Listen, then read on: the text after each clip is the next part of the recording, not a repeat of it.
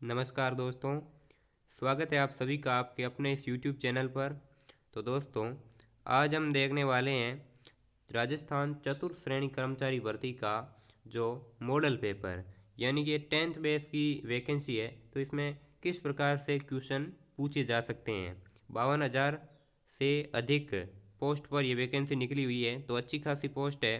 तो अगर हम अभी से तैयारी स्टार्ट कर देंगे तो निश्चित तौर पर इसमें सफलता पा सकते हैं। तो आज हम राजस्थान जीके के कुछ इम्पोर्टेंट क्वेश्चन डिस्कस करने वाले हैं, जो निश्चित तौर पर इस परीक्षा के लिए रामबाण साबित होंगे। तो बिना देरी किए वीडियो को स्टार्ट करते हैं। उससे पहले आपसे एक छोटी सी रिक्वेस्ट है कि अगर आप चैनल पर नए हैं तो चैनल को सब्सक्राइब कर लें और वीडियो को लाइक और शेयर कर दें। अब हम प्रश्नों की श्रृंखला की ओर बढ़ते हैं।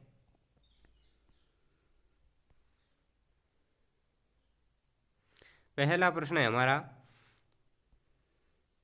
आज का पहला प्रश्न है, जानकीलाल भांड किस कला के प्रसिद्ध कलाकार है। जानकीलाल भांड किस कला के प्रसिद्ध कलाकार है। तो जानकीलाल भांड स्वांग कला के प्रसिद्ध कलाकार हैं। ऑप्शन नंबर ए, जानकीलाल भांड स्वांग कला के प्रसिद्ध कलाकार है। अगले प्रश्न की ओर बढ़ते हैं। अगला प्रश्न है, भैरू जी के भोपे प्रमुख रूप से किस वाद्य यंत्र को बजाते हैं। भैरू जी के भोपे प्रमुख रूप से किस वाद्य यंत्र का उपयोग है वो करते हैं। तो मशक वाद्य यंत्र का उपयोग अधिकतर भैरू जी के भोपों द्वारा किया जाता है। मशक वाद्य यंत्र का यूज। तो इसमें ऑप्शन नंबर ए सही उत्तर हो जाएगा। अगले प्रश्न की ओर बढ़ते हैं। अगला प्रश्न है, फड़ बाँचते समय किस वाद्य यंत्र का प्रयोग किया जाता है। फड़ बाँचते समय है वो किस वाद्य यंत्र का यूज किया जाता है। तो रावण हत्था वाद्य यंत्र का उपयोग है वो फड़ वाचन के टाइम में किया जाता है। फड़ वाचन के टाइम रावण हत्था वाद्य यंत्र का उपयोग किया जाता है। Option number A. ये बेहद इंपॉर्टेंट सवाल है, ध्यान में रखिएगा। अगले प्रश्न की ओर बढ़ते हैं। अगला प्रश्न है, थेवा कला कहाँ की प्रसिद्ध है। थेवा कला का मतलब होता है कांच पर सोने का है वो चित्रांकन, सोने का सूक्ष्म चित्रांकन, ये होती है थेवा कला। और थेवा कला के लिए प्रतापगढ़ का सोनी परिवार है वो जाना जाता है। तो इसमें ऑप्शन नंबर ए सही उत्तर हो जाएगा, प्रतापगढ़। और प्रतापगढ़ में भी सोनी परिवार थेवा कला के लिए प्रसिद्ध है। ऑप्शन नंबर ए प्रतापगढ़ इसमें राइट आंसर हो जाएगा। अगले प्रश्न की ओर बढ़ते हैं। अगला प्रश्न है, राज्य में रत्न उद्योग के लिए प्रसिद्ध केंद्र, रत्न उद्योग के लिए जो प्रमुख केंद्र है वो कौन सा पूछ रहे हैं। जयपुर, जोधपुर, उदयपुर या राजसमंद। तो उदयपुर नहीं, जयपुर। जयपुर इसमें राइट आंसर हो जाएगा। जयपुर राजस्थान में रत्न उद्योग के लिए प्रसिद्ध केंद्र है। अगला प्रश्न है, रम्मत क्या है। रम्मत क्या है। तो रम्मत एक तरह का लोक नाट्य है। रम्मत जैसलमेर का प्रसिद्ध है। रम्मत जैसलमेर का प्रसिद्ध है और ये एक तरह का लोक नाट्य है। जैसलमेर का एक तरह का लोक नाट्य है। अगले प्रश्न की ओर बढ़ते हैं। अगला प्रश्न है, ब्लू पोट्री कहाँ की प्रसिद्ध है। कहाँ की कला है ब्लू पोट्री और ये कहाँ की प्रसिद्ध है। तो ब्लू पोट्री जो है ये जयपुर की प्रसिद्ध कला है। ब्लू पोट्री जयपुर की प्रसिद्ध कला है। ऑप्शन नंबर बी इसमें सही उत्तर हो जाएगा। अगला प्रश्न देखते हैं। अगला प्रश्न है, लोहागढ़ कहाँ का किला है। लोहागढ़ कहाँ का किला है, मतलब कहाँ स्थित है लोहागढ़। लोहागढ़ का किला किस जिले में स्थित है। तो लोहागढ़ ये भरतपुर में स्थित है। ऑप्शन नंबर बी इसमें राइट आंसर हो जाएगा। अगला प्रश्न देखते हैं। अगला प्रश्न है, केला देवी का प्रसिद्ध मंदिर किस जिले में स्थित है। तो केला देवी का प्रसिद्ध मंदिर है ये करौली में स्थित है। ऑप्शन नंबर ए इसमें सही उत्तर हो जाएगा। केला देवी का प्रसिद्ध मंदिर करौली जिले में स्थित है। ऑप्शन नंबर ए इसमें सही उत्तर हो जाएगा। अगला प्रश्न है, जैन धर्म से संबंधित निम्न में से कौन सा मंदिर है। तो जैन धर्म से जो संबंधित है वो प्रमुख मंदिर कौन सा है। तो रणकपुर का जैन मंदिर आपने सुना होगा। ऑप्शन नंबर डी यहाँ पर एकदम राइट आंसर हो जाएगा। जैन धर्म से संबंधित कौन सा प्रमुख मंदिर है। तो रणकपुर का जैन मंदिर याद रख लीजिए। रणकपुर का जैन मंदिर। अगला प्रश्न देखिए, अगला प्रश्न है किराडू के मंदिर किस जिले में स्थित है? किराडू के मंदिर, किराडू के मंदिर आप सब जानते हैं, किराडू के मंदिर बाड़मेर जिले में स्थित है। ऑप्शन नंबर सी, किराडू के मंदिर बाड़मेर जिले में स्थित है, ये इसमें राइट आंसर हो जाएगा। बाड़मेर जिला, किराडू मंदिर स्थित है, ये बेहद इंपॉर्टेंट सवाल है। अगले प्रश्न की ओर बढ़ते हैं। अगला प्रश्न देखिए, अगला प्रश्न है पिछवाई चित्रांकन किस शैली की विशेषता है? तो पिछवाई जो चित्रांकन है, पिछवाई चित्रांकन है, ये नाथ द्वारा शैली की विशेषता है। पिछवाई चित्रांकन नाथ द्वारा से संबंधित है। ऑप्शन नंबर डी यहाँ पर राइट आंसर हो जाएगा। अगला प्रश्न देखिए, अगला प्रश्न है बणी ठणी किस चित्र शैली से संबंधित है? बणी ठणी दोस्तों किशनगढ़ चित्र शैली से संबंधित है। ऑप्शन नंबर ए यहाँ पर बिल्कुल राइट आंसर हो जाएगा। अगले प्रश्न की ओर बढ़ते हैं। अगला प्रश्न देखिए, पटुओं की हवेली कहाँ स्थित है? दोस्तों पटुओं की हवेली जो है वो जैसलमेर में स्थित है। पटुओं की हवेली जैसलमेर में स्थित है। ऑप्शन नंबर सी यहाँ पर सही उत्तर हो जाएगा। अगले प्रश्न की ओर बढ़ते हैं। अगला प्रश्न देखिए दोस्तों, राजस्थान में 1857 की महान विद्रोह की शुरुआत कहाँ से हुई?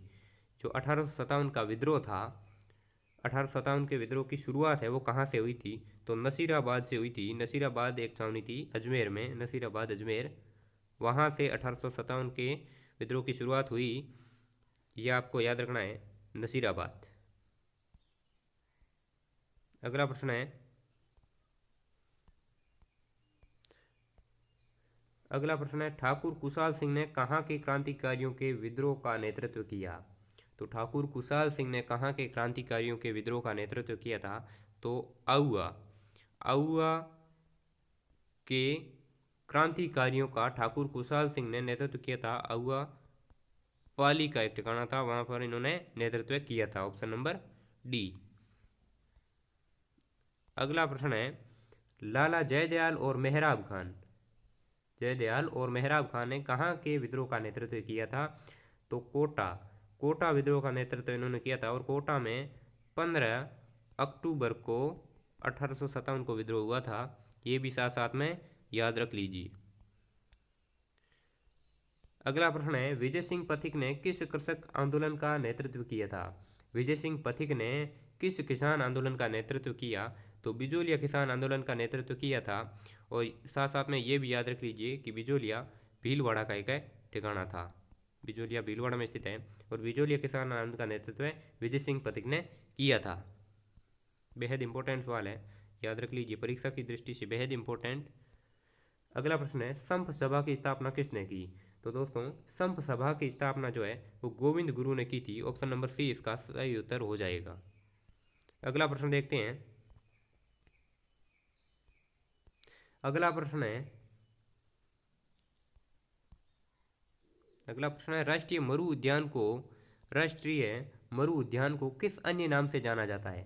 राष्ट्रीय जो मरु उद्यान है उसको किस, जैसलमेर में, जैसलमेर में राष्ट्रीय मरु उद्यान को किस अन्य नाम से जाना जाता है?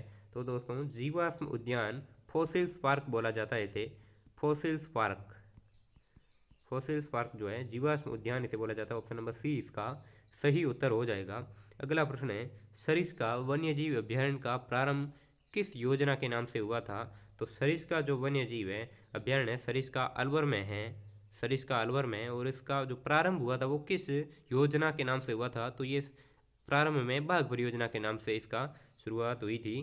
ऑप्शन नंबर बी, बाघ परियोजना के नाम से सरिस्का वन्यजीव अभ्यारण्य अलवर की शुरुआत हुई थी। अगला प्रश्न देखते हैं। अगला प्रश्न है काला हिरण किस अभ्यारण्य में मिलते हैं? जो काले हिरण है वो किस अभ्यारण्य में मिलते हैं? तो ताल छापर चूरू में मिलते हैं। ऑप्शन नंबर डी इसमें सही उत्तर हो जाएगा। अगला प्रश्न है, अगला प्रश्न है चंबल अभ्यारण्य किसके लिए प्रसिद्ध है? तो चंबल अभ्यारण्य घड़ियाल के लिए प्रसिद्ध है। ऑप्शन नंबर ए, चंबल अभ्यारण्य घड़ियाल के लिए प्रसिद्ध है, घड़ियाल के लिए चंबल अभ्यारण्य प्रसिद्ध है, ये आप याद रखिए। अगला प्रश्न देखते हैं। अगला प्रश्न है बंद बारेठा अभ्यारण्य किस जिले में है? बंद बारेठा अभ्यारण्य किस जिले में है? तो बंद बारेठा अभ्यारण्य भरतपुर जिले में है। ऑप्शन नंबर बी इसमें सही उत्तर हो जाएगा। बंद बारेठा भरतपुर में है। बंदपारेटा भरतपुर में है, ऑप्शन नंबर बी। राजस्थान में कुल कितने आखेट निषिद्ध क्षेत्र हैं?